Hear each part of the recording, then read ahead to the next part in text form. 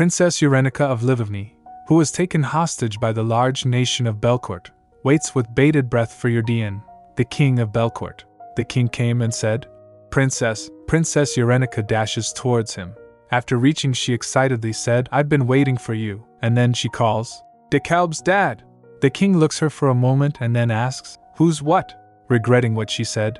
Oops, why'd I say that? Stupid mouth, stupid mouth. Observing that the king doesn't look angry, she chuckles and said, I mean, your majesty, would you marry me? The king was in disbelief hearing that. He said, Princess. She was sniffling and had her hopes high. She replied, Yes. The king responds, I did not abduct you to marry you. I know that. She replies. He asks, Then why did you ask? Why? She glances at him. Because, she blushes and said, I'm totally in love with you, your majesty. From the moment I first saw you. The king declined. No, I don't love you, princess. And more importantly, you know I am engaged. Laughing it off, she said. But you said she wasn't your fiancé, he responded. Well, true. I suppose it's more like she is a future candidate to become my fiancé. Hearing that, Yerenika thinks in her mind. See? I know that. Who do you think you're fooling? She then said. Yes. I suppose there's no knowing what the future brings. However, do you love Lady Elodia, your majesty? She inquires. He admits. I can't really say that I do. She asked. Then why won't you give me a chance? He glances at her and asked, Is there a reason that I should? She replied. Because I like you. He added. I don't know if that's true. Shocked from his reply, Yerenika thinks. I said I like you? I even said I love you. What other reason do you need? She explained. If you marry me, you'll gain a lot more than if you married Lady Elodia. He asked, for example. She replied. I hold the title for the western region of Livovny, the breadbasket of our country. I'm sure you know of that region's reputation as land blessed by the goddess. He countered. Belcourt also has plenty of fertile lands, she continued. Anne, as the much-beloved youngest princess, my father will give you a handsome dowry, so much that you'll be unable to refuse. He countered again. Is a princess of Livovny actually concerned about the state coffers of Belcourt? She added. If you marry me, my father will immediately open up Gluckman Road. He again countered. Gluckman Road? I have a feeling he'll open the road soon, even if I don't marry you. Yerenika felt defeated and despair. She thinks in her mind. It's moments like this that make me feel sad my country is small. If only he knew why I was doing this. He'd accept my proposal on the spot. So frustrating. I'm trying to save you here. If you marry Lady Elodia, a horrible villain will be born. That woman will raise your son to follow the evil path of dark magic. And as the father of the villain, you'll be murdered by your own son when you turn 40. Clenching her fists, she thinks. But if I say that, he'll either interrogate me to find out how I knew those things, or he'll think I'm insane. I really didn't want to have to do this, but... Resolving herself, she quickly turns and asks, Don't you think I'm pretty? He immediately answered, I don't know. I'm not sure. Hearing that in disbelief, Yerenika wonders. What? The king chuckles and said, I've never seen a proposal like this, so it's refreshing. But I wish you'd understand that I have no intention of marrying you, princess. I'm not the type to get married if there's no love. He shrugs, hearing that Yerenika was fuming and in shock. Dude, you just said you don't love Lady Elodia, he added. And now, I want to try loving her the best I can. What? She exclaims, he said. I'll return you to Livovny as soon as the king opens access to Gluckman Road. Good day. As soon as he said that, he turns and walks away. After he left, Yerenika was standing there trembling with anger. She thinks in her mind, Put up all the walls you want, but I won't give up so easily. There's a reason why I'm trying so hard to make the king of Belcourt marry me.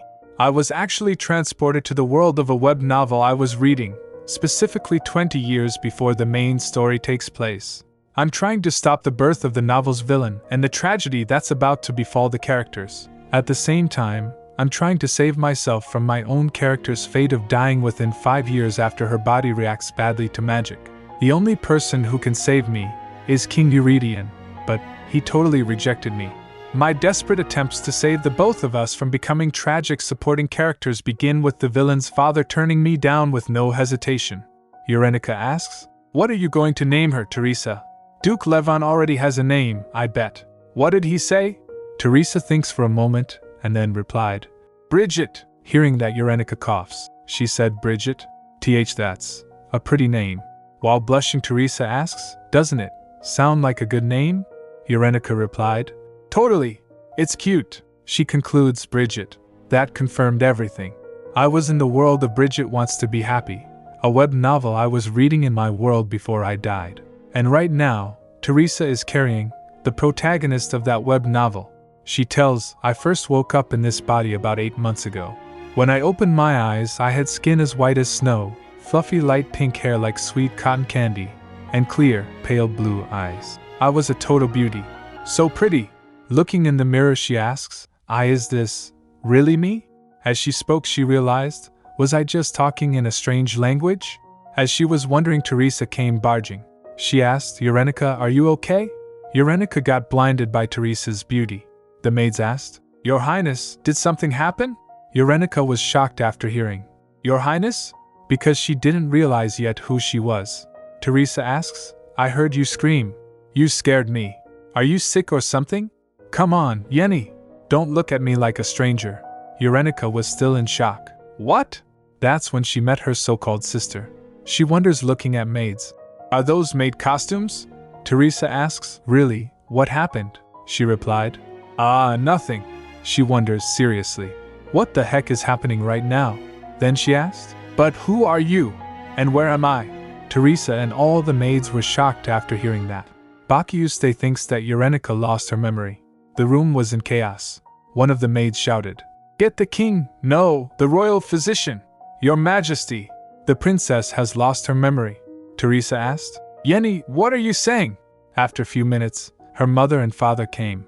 They were crying after hearing the news that Yerenika lost her memory. Her mother asks, Yerenika, oh dear Yenny, do you not remember your own mother? She recalls her past life memories. What are we going to do with that girl? Do you want to take care of her? As you know, I have a family of my own to take care of. She was wondering as to what happened. Some people showed up saying they were my parents, but I don't really have anyone I can call family. She wonders, what is this place?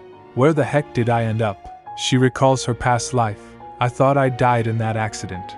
I was on the bus, sitting by the window, reading this very web novel. Then, the whole bus suddenly lurched, and with a huge crash, I lost consciousness, and I woke up here. She concludes, I was grateful enough to still be alive. But a princess? And a pretty one? But something feels off.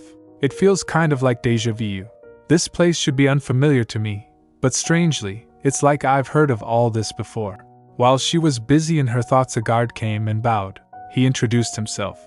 Princess, I am Fernando Cardona, your personal guard. She asks, Huh? What did you say your name was? He replied, Fernando Cardona, your Royal Highness. Hearing the word Cardona, she remembers, I've definitely heard that name before. Remembering the novel she read, she shrugs it off. Nah, it couldn't be. Fernando asked, Pardon? She said, There's no way. Cardona? I see my imagination is running wild. She remembers, I did see that name before. But where? In a web novel. She asked him, Do you have a son? Or a brother? She remembers, there's one person I know with the name Cardona. He was the male protagonist of the web novel I was reading before I died. The heart-stoppingly handsome knight, Alexio Lazaro Cardona. Fernando replied, A son? Your Highness, I'm not married yet, and I'm an only child. Yerenika thinks, familiar words. And names.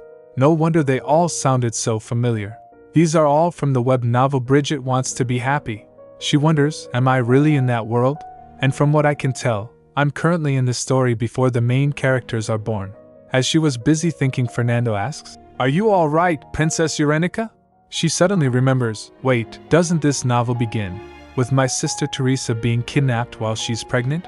That's right. Unluckily, it seems, I managed to be transported to this world right when the future's misfortunes are set into motion. After realizing she's in the world inside the novel, she was thinking, no way. No way. This is nonsense. Seriously, this is insane. None of this makes any sense at all. How the heck did I end up in another person's body? Strangely though, I feel like all the pieces are coming together now. On the continent of Ryger, there sat a large neighboring country that could easily crush our small nation. That would be the powerhouse of the East, Belcourt. In the story, it's the great king of Belcourt who kidnaps my older sister, Teresa. He invades Livevny, abducts her, and holds her against her will. She shudders as she thinks that. It's absolutely despicable, but if you read the novel, he's actually a character you feel bad for. That's because he meets an unfortunate end when he's tragically killed. She sobs while remembering. That's why I bawled my eyes out when his character died. She recalls as to when the character died. Why? How can you take him away like that? Come on, writer! But even though I felt sorry for him, I'm still scared. Am I scared because he's the ruler of a powerful nation? Or am I scared because this fictional character is suddenly real? Either way, Teresa's kidnapping is the opening act of the original story. It's also the beginning of the disastrous events that befall the generation of the main character's parents. It's a passionate yet strange love story about a princess and her guard. Brigitte Wants to be happy. The web novel I'm now living in has 3 main characters. The female protagonist, Brigitte, daughter of Princess Teresa of Livevny. The male protagonist, Brigitte's guard, Alexio, and finally, there's the villain, the tyrannical King DeKalb de Belcourt. In Brigitte Wants to be happy, the main plot revolves around the 2 protagonists healing the traumas of their sad childhoods. In other words, their parents' generation was doomed. We're not just talking about a few bad things happening. They were all doomed to die young. From the kidnapping in the opening, they had already lost all chance of living anything close to an uneventful life. Brigitte's father, Duke Levon, dies in battle trying to get his pregnant wife back. Teresa receives the news while in a country far from home and collapses from the shock. This results in Brigitte's premature birth, weeks ahead of the anticipated date. Talks between Belcourt and Livevny break down, so Brigitte and her mother are sent back to Livevny when Brigitte is 10 years old. DeKalb, heartbroken and enraged at Brigitte leaving, begins to use black magic, becoming a villain who can manipulate the souls of the dead. A year after Brigitte leaves, when DeKalb turns 11, he kills his own father, the king of Belcourt, using him as a sacrifice in a magic ritual, all because he wanted to become king so he could take over Livevny and regain Brigitte. I feel so bad for DeKalb's dad. But no, he's still scary. Meanwhile, Teresa returns to her home country but dies from a plague 2 years later. She counts, that's already 3 people dead in this story. It's truly dreadful. There's Teresa, her husband Duke Levon, and DeKalb's father, the king of Belcourt. Oh, and finally, Fernando, the father of Alexio and my guard, loses an eye and a leg in the war. At this point, the parents' generation is laid to waste by tragedy after tragedy. In comparison, the story of the web novel is a refreshing coming-of-age tale about 2 characters healing from this past. A totally sweet romance story. If I were still reading the web novel, I could dismiss all this as some sad backstory. But shockingly enough, it's now reality. This has to be a dream. I'm in denial. The real me must be lying in a hospital bed in a coma right now from the accident. Or maybe I was abducted by aliens. At first, I didn't accept this as reality. But I can't escape the truth anymore. I'm living a second life. Teresa is far along in her pregnancy, which means Belcourt will come barging in any time now. Teresa asks, Yerenika, why are you staring at me like that? While startled, Yerenika replied, What? Nothing, Teresa said. You're making me feel self-conscious. Yerenika said, It's just a little hard to accept that little Brigitte will be born soon. Later she resolved, Yeah, I can't just sit here and do nothing. Who else can do something about this besides me? I know everything about this story. I'll do whatever it takes to stop this tragedy from happening. She devised plans. Plan A, stop Belcourt from invading Livevny. Let's break down the cause and effect. Why does Belcourt invade Livevny? I don't know. I hit a block already. It's not like the parents' stories were all that detailed in the web novel. The only thing I remember are, Livevny refused to fulfill the conditions of an agreement, and this obviously angered the king of Belcourt. She wonders, so, what in the world was the agreement? Fernando asked. Princess Yerenika, is something the matter? You don't look too well, she replied. I'm worried about your right leg and left eye, he asked. Pardon? While waving her hand she said, Never mind. It's nothing. She thinks, it's not like you'd understand. I mean, how could you understand? She then asked him. Hey, Fernando! Did Livevny and Belcourt sign any kind of treaty or agreement? He answered. With Belcourt? Are you speaking of the Glupman Treaty? Yerenika wonders. The Glupman Treaty? She then asked. Did you say the Glupman Treaty? Fernando added. In exchange for Livovny opening access to Gluckman Road, Belcourt promised to provide us with magical ore from Ezekiel, she recalls. The Gluckman Treaty. I'm pretty sure I read that when the characters in the original novel talked about what was going on between the countries. That's it. She paused for a moment. Her mind was racing. So that means the king of Livovny broke the agreement first? Bold moves for the king of a small country. The king who is now my dad, she concludes. I got it. I just need to make sure he upholds the treaty. Fernando stammered, confused as she rushed past him. Why, Your Highness? Where are you going? He called after her, Princess Yerenika. She was taking her steps as fully determined to resolve this. She said in her mind. Sorry, Ferdy. I think I have no choice but to become the hidden hero who saves this kingdom. She barges in and calls, Father. Her father replied. Oh, Yerenika, sweetie. What brings you running to my? She gets close to him, stomping. Her father gets shocked as she calls. Father, about the Gluckman Treaty. After realizing that she had come on too strong. That came out a little too bold. She tells, I knew my father's weakness was my sweet charm, so I switched tactics and turned on the cute factor. She calls, Father. He replied. Yes, sweetheart? Doting her. She said. About the Gluckman Treaty. First her father didn't said anything. She again said, the Gluckman Treaty. Her dismissed with a roll of his eyes. Oh, that? Her father turns her head to the other side and awkwardly said, Now, no need to worry your pretty little head over complicated matters of state, sweetheart. It'll just give you a headache. Looking at that, Yerenika wonders, what the heck was that supposed to mean? She asked. You're not thinking of doing anything funny, are you? Her father asked. What do you mean, anything funny, Yerenika? Feeling a shudder creep down her spine, she realized and no. She screams, Father, leaving him shocked. 3 hours later, she said to her father, I couldn't believe. So you're telling me you closed off Gluckman Road? For 2 years? Her father averted his eyes, clearing his throat. Belcourt doesn't produce magical ore, but they need it to protect their borders and for their capital city. Therefore, trade with ore-rich Ezekiel is necessary. That's why Belcourt did everything to secure rights to use Gluckman Road. It's the quickest way to Ezekiel. But with the recent discovery of a large amount of magical ore in Ezekiel, trade exploded, and my father became greedy. Her father realized, oh, if I play my cards right, I can easily make a lot of money. Let's change the conditions of the treaty. The cost for allowing access to Gluckman Road isn't just a set amount of magical ore, but 10% of the entire amount traded. She scolded her father in her mind. You're a total bully. For the past 50 years, Livovny had received 100 magic ores per payment. Now, father was basically demanding 1,000, with no prior agreement. Realizing all of this, she asked her father, Aren't you afraid of Belcourt retaliating? He waved off, unconcerned. No matter how much of a powerhouse Belcourt is, we're all part of the Rigor Peace Treaty. There's no way they'll attack us. She realized that her father is the reason why the peacekeeper of this continent, Belcourt, lost patience. She was at her wit's end. She asked again, Are you really not going to reopen Gluckman Road? Why should I, sweetheart? He asked with a smile. She stormed away, frustrated beyond belief. Arg, is this guy for real? She failed before she even had a chance to get started. Later, while walking in the garden, she felt defeated thinking about it. She was fuming. Teresa asked while concerned, Yerenika? Is something wrong? You're sighing so much. She tried to brush it off. No, nothing's wrong. Teresa asked again. If anything's bothering you, you have to tell me, she replied. It's nothing. She thinks, I don't want to cause Anu concerns while she's pregnant. Teresa said, Whatever happens, you can count on your big sister.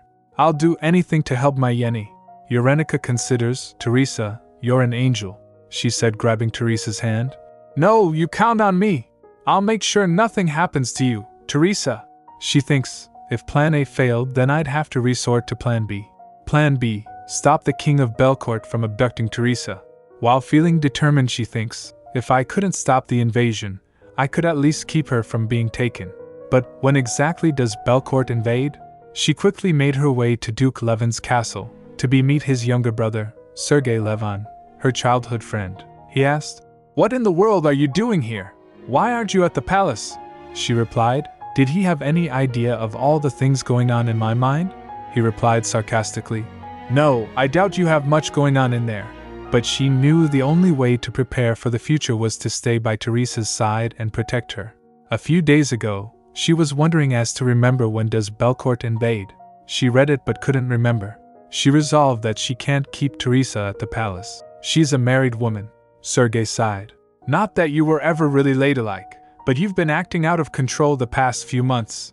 Sergei shook his head while saying, Who'd believe that I was a princess? She replied, If you don't shut up, I'll make you. The people around her didn't notice anything's off, because Yerenika and the current Yerenika had similar personalities. She wonders, why couldn't I have become some random nameless background character? She thinks, if I knew this would happen, I would have paid more attention to the background story.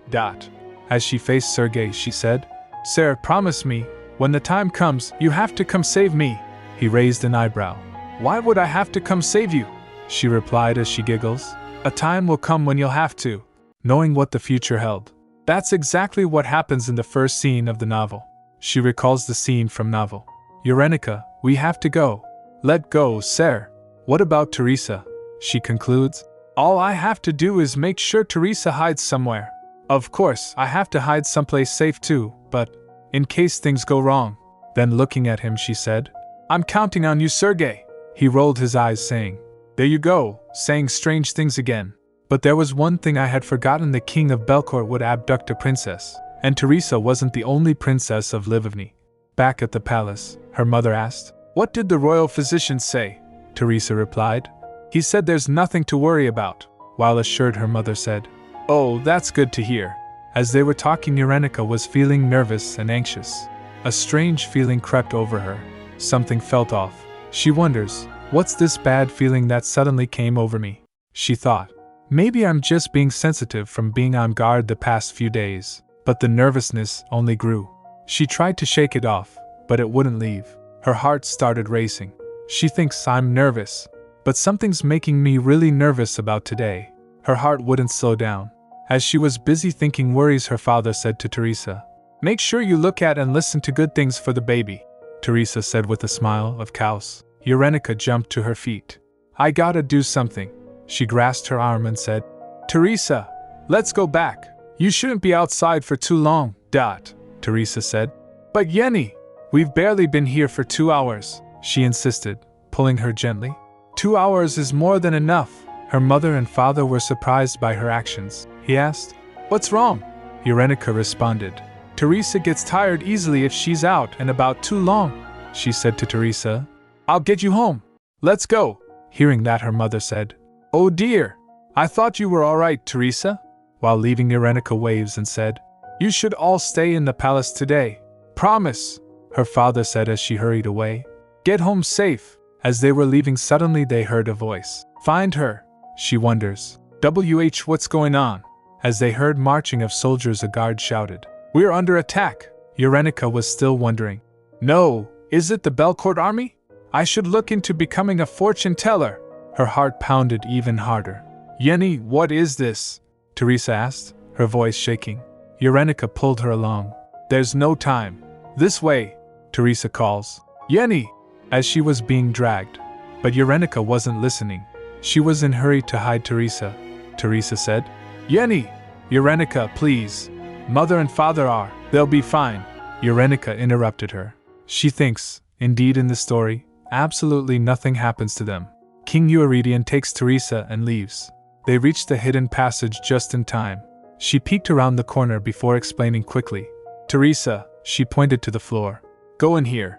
She tells in her mind this is the secret passage that Brigitte discovers as a kid, showing her the way. She said, See that small knob sticking out of the floor? When the soldiers come in here, quickly press that. Then you'll slide all the way down to the basement. As she went inside, Teresa calls Yerenika. Yerenika told her, Stay in there and don't come out, okay? Teresa asked while tears dropped down from her eyes. At least explain what's going on. What is this all about? She concludes. There's no way the both of us are fitting in there. I'll just have to go find the second secret passage. As she closes the secret passage, she said, Just worry about Brigitte right now. Teresa calls one last time. Yerenika! She shoved her in. After that, she thinks, I need to hurry before the soldiers rush in. Peeking through a small gap, she sighed in relief. There. Now Teresa is safe. I'll see you later, she whispered as she turned to leave. Tears were falling from Teresa's face. The sound of swords clashing echoed through the hall. Yerenika panicked. Oh no! They're already in here? Holy crap, this is totally serious. She was hiding from the soldiers behind the pillars. She needed to go to the east wing of the palace if she wanted to get to the second secret passage. She was wondering, should I even go there? Or should I just wait here for Sergei? She hesitated, torn between running to the east wing to reach the second secret passage and waiting for Sergei to find her. She remembers, what could Sergei possibly do to save me? He doesn't know where I am. Late in the game, she realized that breaking from the original plot means she can't trust things to work out like it did in the web novel. As she was sobbing, she resolved that it's not that far. I should just make a run for it. Wiping her tears, she gathered her courage. Alright, no one's looking. She cautiously moved forward, thinking the coast was clear. I don't think anyone's looking now. While she was hoping from pillar to pillar someone was looking at her. Suddenly, she froze, realizing that the person was looking at her. His gaze was sharp. She stops and tries to cover her breath with her hand and wonders, what? How long was he looking? The person went towards her, and she trembles as he gets close. She sits down while trembling behind the pillar as her heart raced. She prayed that he just walk by. She thinks, Sergei, now would be a good time for you to come save me. If you show up, I'll give you 100 kisses. Please show up. The person gets close to her, and both of them looks at each other. Standing before her was a man with shiny silver hair and red bedroom eyes glinted with amusement. The person said, looking at her, pink hair and light blue eyes? Got you, Princess Yerenika of Livovny, he said smugly. Her heart sank. The king of Belcourt. No! Sergei, you jerk, she thought desperately. The king of Belcourt abducts Yerenika and lifts her up on his shoulder. He put her on his shoulder and starts walking. Yerenika thinks, I'm screwed. Why is the ground above my head and the sky below my feet? She starts counting, 1 brick, 2 brick. When their soldiers saw the king taking her, they shouted from behind, Princess Yerenika, unhand the princess, you brute. The soldiers came rushing to them and attacked them. The king of Belcourt kicked a soldier, while the other were confronted by his soldiers. TSK, such a nuisance. Yerenika's stomach was hurting. She thinks, I said I wanted to stop Teresa's abduction, not take her place. Suddenly Sergei came running, calling her name. Euredian. Seeing him running towards her, she shouted, Sergei, what took you so long, you big jerk? Euredian was fighting with soldiers while carrying Yerenika. Yerenika sniffles and said, Excuse me? Mr. Belcourt, sir? Hey, could you put me down, please? Euredian asked. You want me to let you go? She shouted while tears fall from her face. I'm not even asking for that.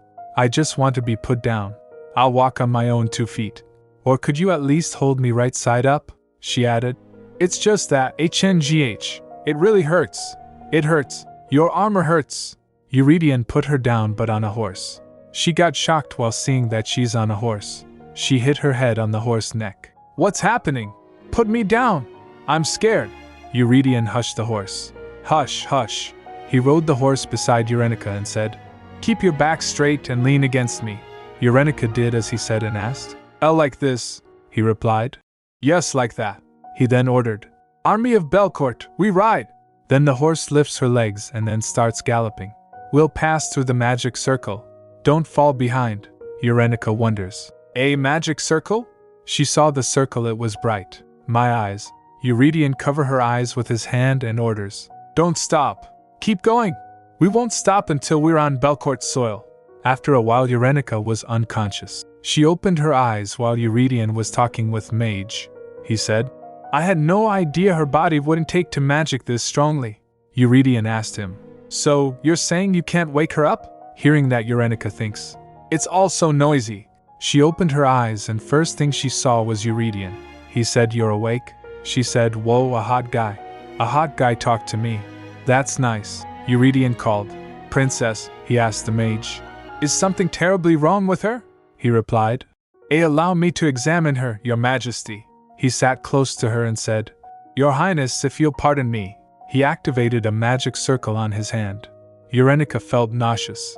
He extends his hand towards Yerenika and said, One moment, your highness. Yerenika thinks, What's this? Did I get motion sickness? And a headache. As he touched her head, she felt a surge of pain in her head. she thinks. It feels like my head's going to explode. It hurts. It's torture. She was in pain. She tried to reach out to someone to save her. She was praying. Please, someone, anyone, help me. As she touched someone's foot, her pain disappeared. What? The pain disappeared. A foot? It was Euredian's foot. He was looking worried for her. He asked, Princess, are you alright? She replied while sobbing, I'm alright. She shouted, Wah, what the heck? She recalls, I was on full alert the past few days to protect Teresa, only to end up kidnapped and slung around like a sack. And then I was on a galloping horse, and I've never even been on a horse. Then I was tormented by a pain I never felt before in my life. If I knew all of this would have happened, she again shouted, no, I still would have done it all again. That's what makes it even sadder. Euredian calls, Princess. She complained, you mean it? Horrible. If you couldn't get my sister, why didn't you just go home? Why'd you have to take me? She thought, on top of that, of all the things to grab, why did I grab his foot? Euredian then lifts her up, and she was surprised. Huh. She looks at his face and thinks, so, handsome. Tears were falling from her face. Euredian asked, what are you so sad about? Then she realized that she was floating in the air. Her foots were not touching the ground. After that, Euredian put her down, and she was sitting on a Belcourt's flag. Euredian wipes her tears and said, I did not know you were sensitive to magic. I'm sorry. Did it hurt a lot? She replied. Why yes, he added. And for the sudden abduction, seems like it was quite the shock. She thinks, ugh, this is humiliating. She snatches his handkerchief from Euredian and said, I'll do it. She then tries to understand. But what was the pain I felt earlier? Not that I feel it anymore. Then Euredian asked, were you sensitive around magic or magical wars before? She replied, I have no idea. A magic sensitivity? He again asked. You don't know? She shakes her head and said, I've never had something like this happen before. She then said to herself in her mind, though when I say before, I mean just the past 8 months that I know of. Euredian then asked, Rolf, what happened? He turns his head to look towards him. Looking at him, Yerenika recalls, one moment, Your Highness. The guy who touched me before? The pain got worse after that man touched me. I know it, Rolf explained. If someone is more sensitive to magic than the average person, something like this can easily happen. Euredian asked, could the person with the sensitivity not know about it? Rolf takes a glance and said while thinking, maybe if one grew up in an environment with little to no exposure to magic. Euredian again asked, then why is she fine again? Rolf replied while anxious, I'm not quite sure myself, Your Majesty. He bowed and said, perhaps I can find out if I examine the princess a bit more, but it seems difficult to touch her.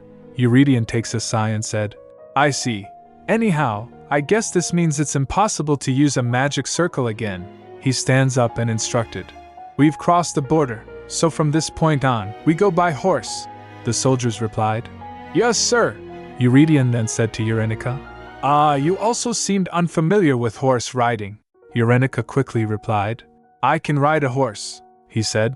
You look too scared to be saying that, she said. I can't ride one on my own, but, she thinks in her mind, for some reason, I feel like I'm being a huge bother. Wait, hold up. I'm the one who's kidnapped here. Why am I worried about bothering the kidnapper? The reality struck her, he said. Then you'll come with me. If we ride all day, then we'll arrive the day after tomorrow. Yerenika thinks in her mind. Yeah, it's all because that guy's being too nice. No matter how I think about it, he's way too considerate for a kidnapper. DeKalb as a character easily became obsessive because he felt deprived of love and affection. I thought his father would be a lot colder. Asterisk. Euredian extends his hand to offer her. Get up. Yerenika grabs his hand and said, thank you?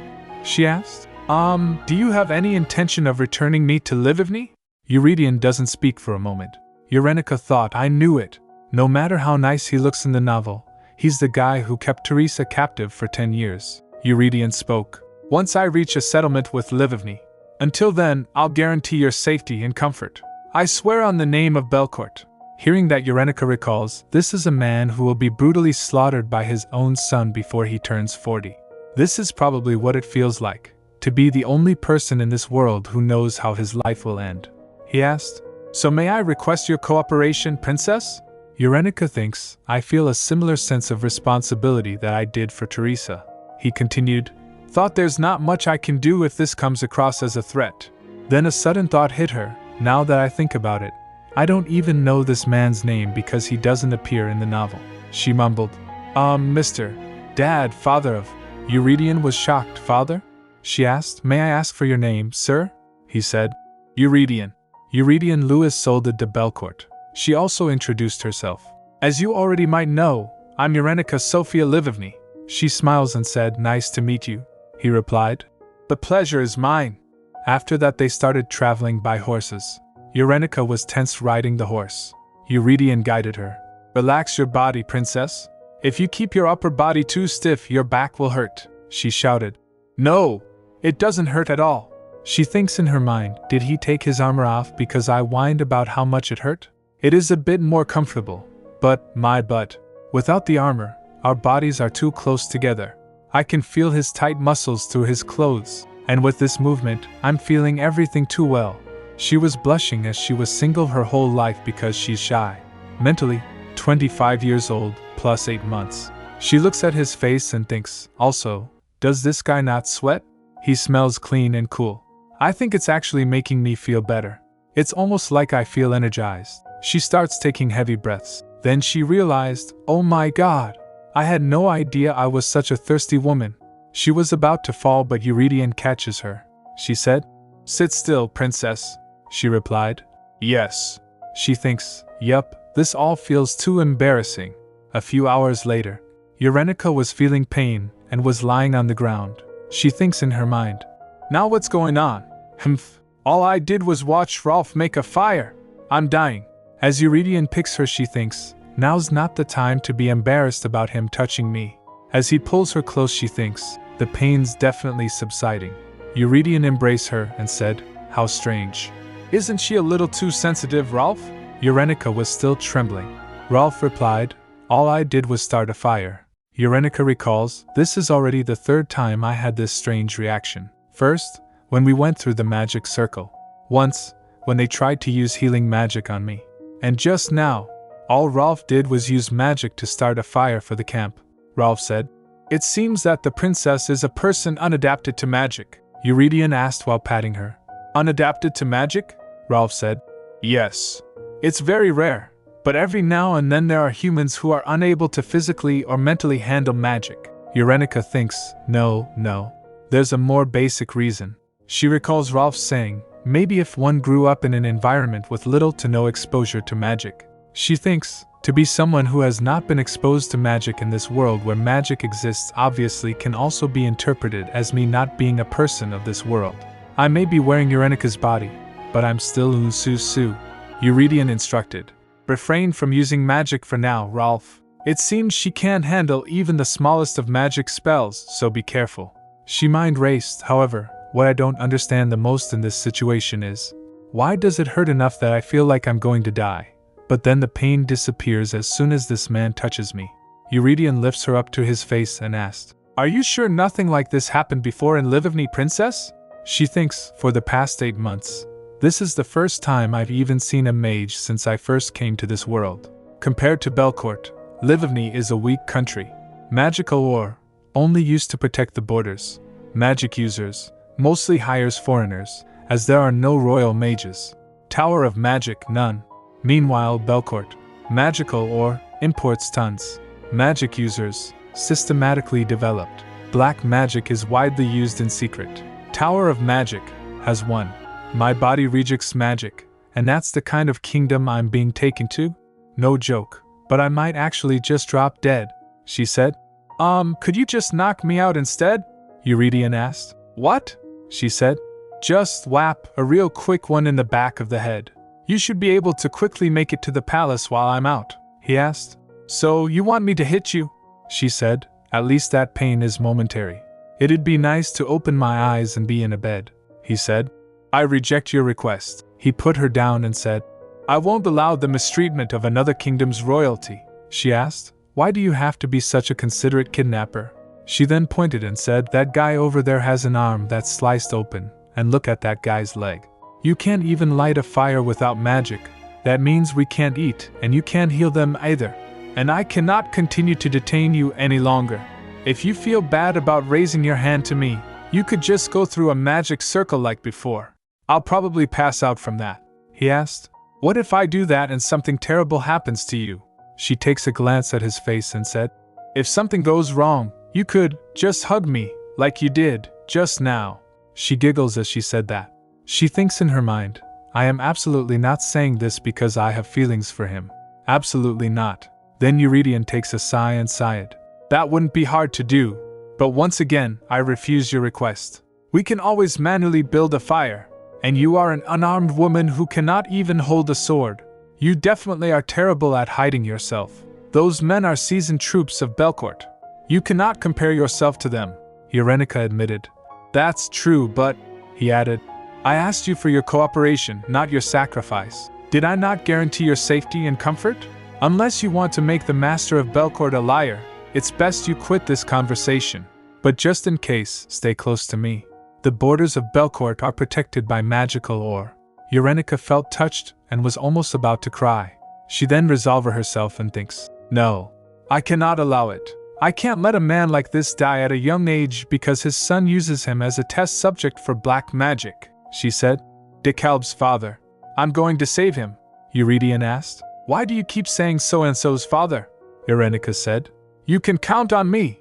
While sitting near the campfire, Yerenika thinks the air in Belcourt is heavier than Livigny. It's so imbued with magic that I felt like I could hardly breathe. Yet, just being next to him makes it easier to breathe. This man definitely has some kind of miracle cure coursing through his body. Euredian asked. Is there no treatment then? Nothing has been discovered yet, Ralph replied, keeping his distance for her safety. Yerenika thinks this is a serious situation. Ralph explained. The established theory is that those who are maladjusted to magic usually don't survive past the 5th year of their life. I'm not exactly sure how Princess Yerenika survived this long. Yerenika was shocked hearing that. Huh! She shouted. Did you say the 5th year? 5 years? Ralph replied. Yes, that is usually the case. It doesn't matter if they lived somewhere with as little magical influence as possible. Magic isn't something that only flows in the earth. Magic is one of the 2 powerful forces that make up this world. It's in the very ground we walk on and the air we breathe. It's obvious that it would be difficult for someone maladjusted to magic to survive here.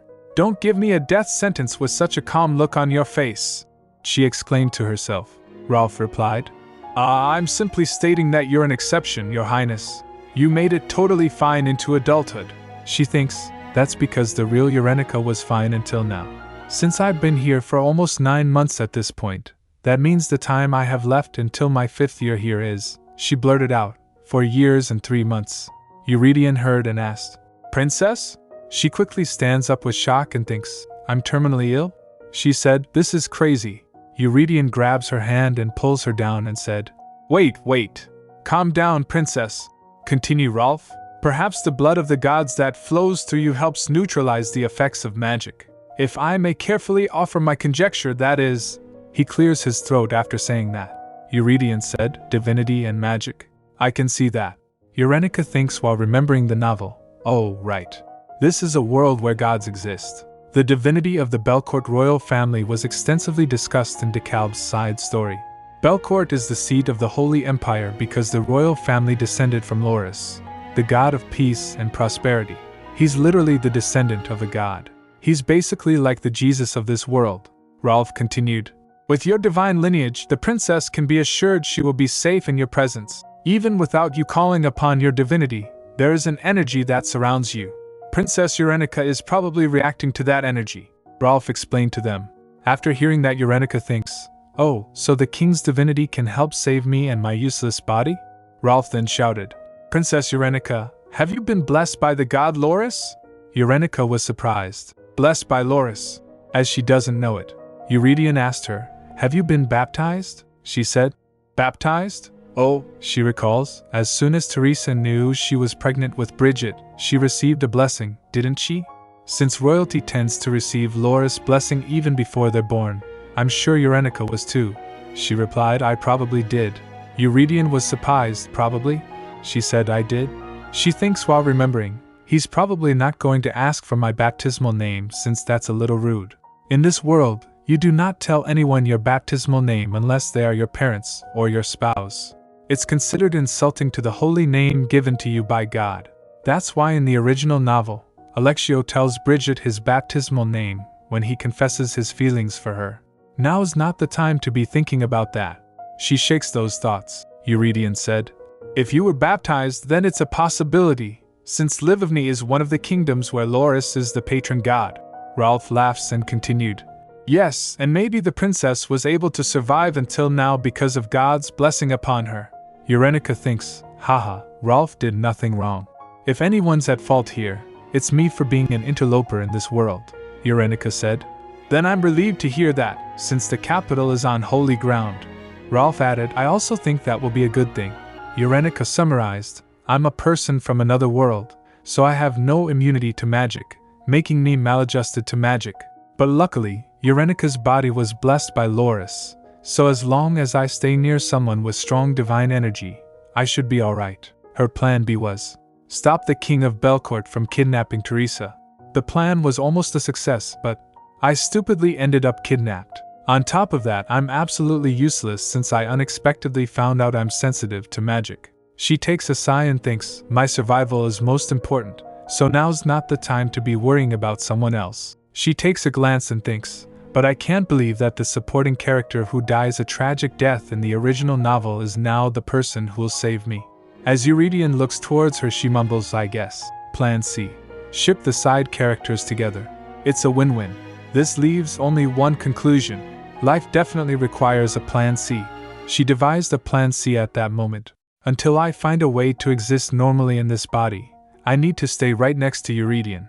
And to prevent Euredian from being murdered by his son must not learn black magic. DeKalb learned black magic from his mother, so to stop DeKalb from learning black magic, I just need to stop Euredian from marrying that woman in the first place. Then, all he has to do is marry me.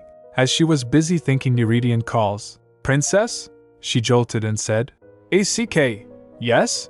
She looks at him and thinks, it seems a little disrespectful to think about that when he's right here in front of me, but this is perfect. The next day, as they were preparing to leave, Yerenika kept looking at Euredian and thinks, marrying a kind, handsome man. I don't care if I'm suffering from delusions of grandeur. It's nice just thinking about it. Euredian smiles and asks, what are you thinking about? I was thinking, you're pretty hot for a dad. She giggles as she said that. She thinks inwardly, no, I'm thinking about marrying you. Euredian doesn't speak, as he was surprised to say anything.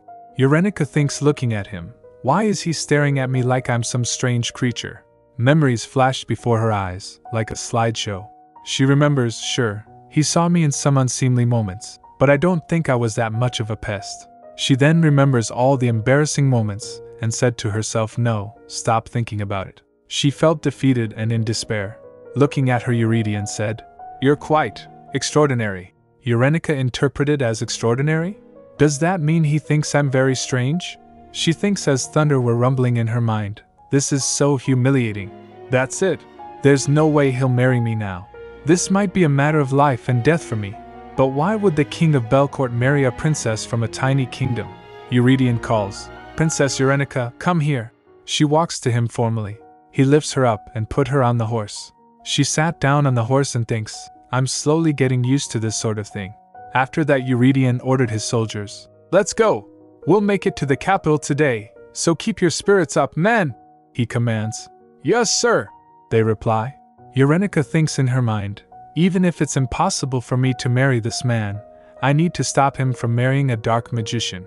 I know from the original story, she recalls the novel. Her mother said to him, DeKalb, you're a monster born of the strongest divine power and the most evil magic. If you want, you can have everything in this world, even the distant world of the gods beyond the Udetta, as long as you desire it. What do you think? Do you want to hold all the power in the world in your hands? She concludes she's at fault for DeKalb's corruption. She led her own son down the path of black magic. She must be out of her mind. She thoughts, then how do I stop this marriage? A sudden thought hits her, wait, hold on. When does Euredian get married? I know Brigitte will be born in 2 months. No, since Teresa didn't get kidnapped, maybe it'll be 3 months from now? Brigitte and Alexio are the same age, and DeKalb is 1 year younger. DeKalb is 1 year younger than Brigitte? If I'm being generous, I have only a year to stop this. Your Majesty? She asked hesitantly. He replied, What is it? She thinks, how should I ask him this? He calls, Princess? She blurted out, Your Majesty, are you unwed? Or are you expecting a child? What?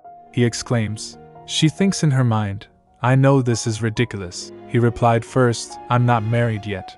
She asked, Yet? He continued, Therefore I obviously don't have a child and I am definitely not expecting one. After hearing that, she thinks, unmarried with no kids is a good thing. But why did he say yet? Why do I have a bad feeling? He said you ask peculiar things, Princess, and with no provocation.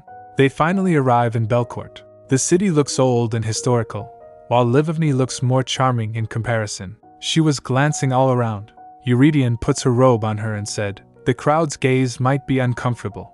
Yerenika looks at the Corrid. The crowd cheers. Sire! Long live Belcourt! Yerenika thinks, this is a huge crowd, and if it wasn't for this cape, I would have been completely overwhelmed. He's so kind-hearted, the perfect husband material.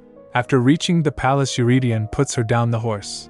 She thinks, if I could, I'd kidnap him myself and make him my husband. Not that I really could. But a girl can imagine. Suddenly someone came running to Euredian and said, Your Majesty, I'm so relieved you made it back safe and sound. You have no idea how worried I was. Yerenika was surprised looking at her.